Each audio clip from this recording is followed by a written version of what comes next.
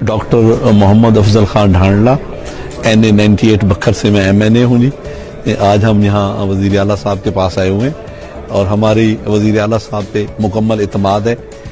پہلی دفعہ ایک پسماندہ علاقے سے لو پروفائل وزیر اعلیٰ بنے ہیں جن کے ساتھ نہ کوئی ملاقات کا ہمیں پرابلم ہے، ہم جب چاہتے ہیں ان سے ملاقات ہو جاتی ہے اور جو بھی ہمارے جائز کام ہیں وہ مسئلے حل ہو جاتے ہیں۔ تو ہمارا سب لوگوں کا وزیر اعلیٰ صاحب پہ اعتماد ہے، ہم ان کے ساتھ کھڑے ہیں اور ایسے شریف النفس لوگ بڑے کم ملے ہیں پنجاب کو۔ حالانکہ اپنا پروپاگنڈا کوئی زیادہ نہیں کرتے کاموں کا، لیکن کام بہت ہو رہے ہیں پنجاب میں۔